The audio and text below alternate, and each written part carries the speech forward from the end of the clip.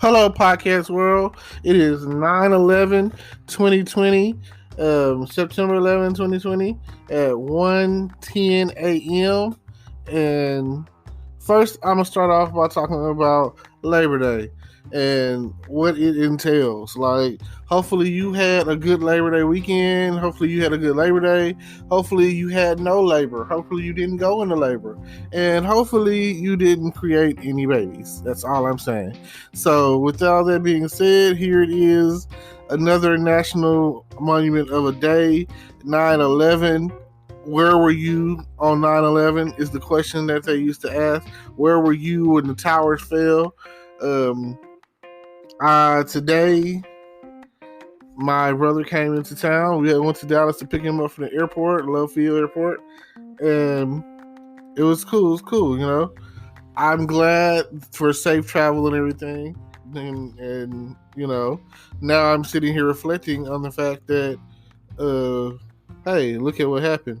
The other day, I was watching the 7500 flight 7500 and how things were at that time and how they managed to come in the cockpit behind the stewardess and basically had a box cutter and poked up the captain. I'm talking about a dude came in and just poked him in the stomach several times, you know, and the captain was just like, you know, shell shocked, you know what I'm saying? I mean, that box cutter was like making him bleed out. So the co-pilot or whatever, he's seeing what's going on, and he's like closing the door on the other guy, you know, manages to get the door closed, and then it's just him and the guy poking up the captain. I mean, he was poking him up.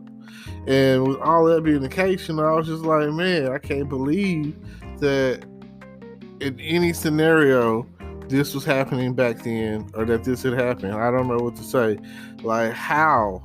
When I know that they have some kind of flight marshals on there, you know, they have the air marshals on there, and they have guns. They're the only ones on there that really have guns. So, and there's generally like two on a flight, you know.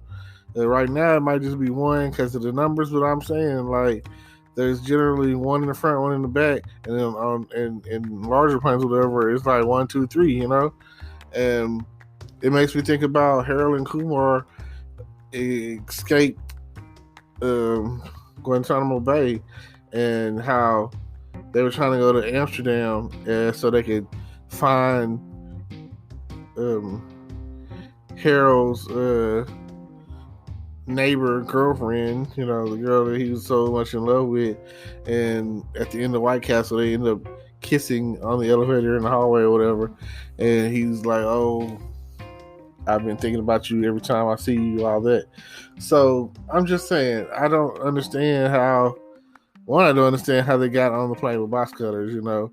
Like, even then, there was pretty, because I flew before 9/11, and before 9/11, it was a little bit more lax as far as getting on the plane, but they still did a thorough job of searching you, you know. Like, nowadays, dealing with the airport, you basically have to come through naked. Like, you taking your shoes off, you taking your hoodie off, you taking your belt off, you taking all metal things, objects out. Like, where, you know, at the end of the day, then they making you throw away cologne and shampoo unless they're in a Ziploc bag. And unfortunately, like, when that happened to me, they were searching my bag and I forgot I had this cologne, and somebody I was with was like, man, I got a Ziploc bag. Boom, saved me like $50 on some cologne. It was that P. Diddy's Unforgivable or whatever, Unforgiven or whatever it's called. It was really good smelling cologne, and I was happy to have kept it, because, and then it was like the oil. So, oh man, it wasn't gonna be easily replaced, and I had just got it, so it was full, like really full. And yeah, you know, those are the things that you have to think about. Then nowadays, it's like more and more technology, laptops and tablets and cell phones or whatever. All these things are coming onto the plane nowadays, so they have a whole protocol to search those or whatever to make sure there's nothing dangerous, no hidden weapons or anything, no concealed weapons. So I don't know how they got the box cutters. I don't know how that all worked out. But see, that flight was coming out of Belgium, Germany, so it's different when it was. I just don't understand how it all went down all those years ago. We're coming up on the 20th year. Like next year, this time next year, it'll be 20 years since 2000 and the 9/11 attack happened. So I still feel like some people out there, conspiracy theorists, and feel like the government had a hand in that. So I will still, I salute you if you think that, because I think the same thing. I feel like, just like this whole coronavirus thing, I feel like it's manufactured, it's population control, and I really feel that it's targeted, like for some of the people who have died, I feel like they're targeted. Like there's something about their genetic, they're like a genetic marker. And don't think I'm crazy about this, because I was watching Blacklist and that was a thing.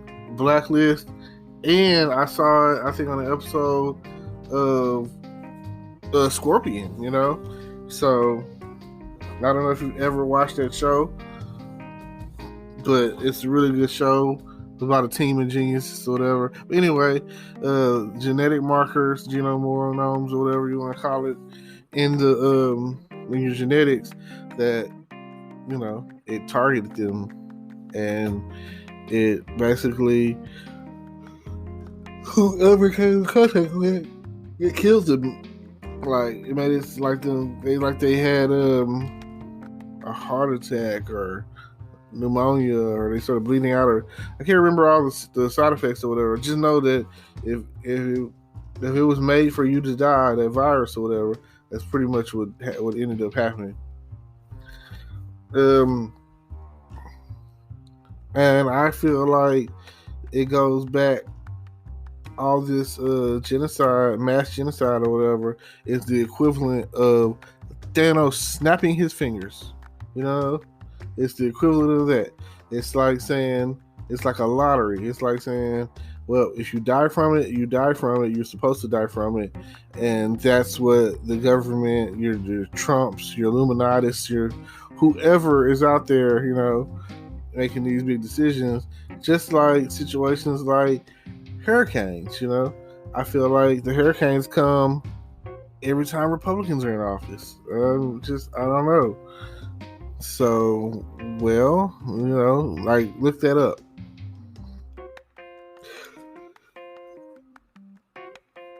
I can't say that hurricanes didn't happen during the Democratic offices or whatever, but it just seems like natural disasters or pandemics or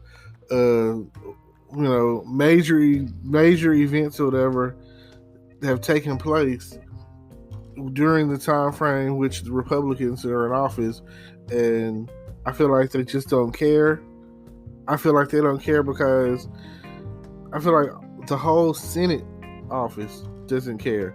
I feel like they don't care because why? Like, what's so tough about passing some of these bills? Like, what's wrong with passing some of these stimulus bills? Can we get? You say you want to help America. You say that you want to help the economy, but at the end of the day, you are the one who's holding back the economy. You are the one that's holding back the stimulus bill. You are the reason why a lot of people who are in need right now of some extra cash, some extra money that they probably would have been able to make had this whole pandemic not come upon us. So just something to think about. Times have changed. Are you here to help your fellow man? I can't tell. But yes, it's been a great week so far. You can't really predict the future, but if you can, let me know how you're doing it. I need your crystal ball. And if you got a money tree, pick some money for me. That's all I'm saying. Times are getting harder and harder, and there's definitely money to be made. There's definitely things to learn. Just stay safe. Stay away from COVID. Stay away from coronavirus. Stay healthy, my friends. So that's all I can ask. I appreciate every time that y'all listen to my podcast. I appreciate every time you tune in and listen to me. I appreciate that. I appreciate every time that you sit back and listen all the way through to anything that I've recorded, maybe YouTube, Twitch, what else am I on? TikTok. You go check out my TikTok. And all of that information will be in the description down below. And if you're going to my YouTube page or any page, Facebook, whatever, don't forget to like, comment, subscribe, hit the notification bell, send me a message, comment, all of that. Like, I will talk about whatever it is that you want to hear about at the end of the day. We're talking about the Senate, talking about COVID, talking about 9/11, talking about conspiracies, talking about anything that you want to hear. Because every day is a new day. And I hope that you feel the same way. So, appreciate y'all for tuning in. And thank you again for everything that you have going on and everything that you have to do. And like I say, if you play Call of Duty or Tekken 6 on PlayStation 3, let me know. Like I say, I'm trying to do the gamer streaming thing too. So let me know. Appreciate it.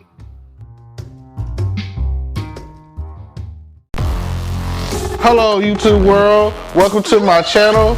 Don't forget to like, comment, subscribe, and hit the notification bell so you can be notified when I drop hot content like this. And stay tuned for the next video.